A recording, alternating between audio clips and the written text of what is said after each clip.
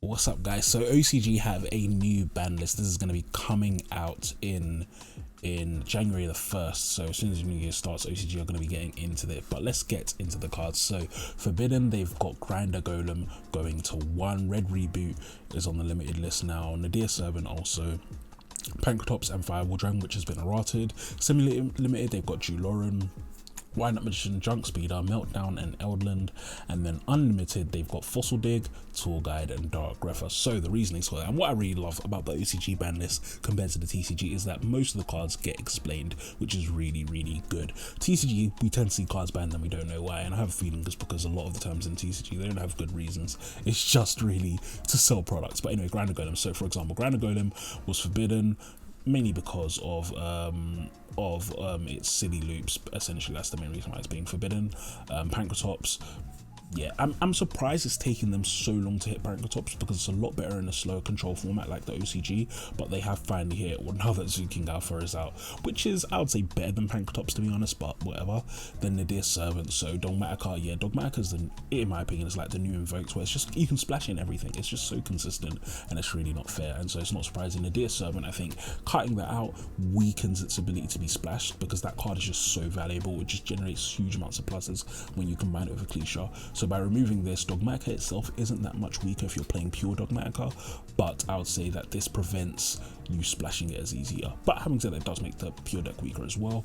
Red Reboot, again, just a really good card. TCG did that, and I'm not surprised that Red Reboot's being banned for in the OCG for the same reason. Now, Eldland and Meltdown, these don't surprise me. Both of these cards, decks are really strong, especially in slower formats, which is why they're not doing as well in the TCG. But I even think in the TCG, both of these decks need slight hits.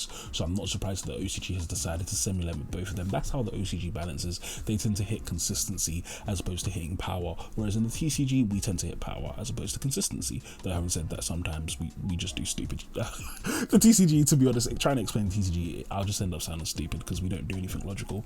But anyway, yes, I'm not surprised that these two have been hit. In my opinion, it's very possible that Eldritch will see another hit.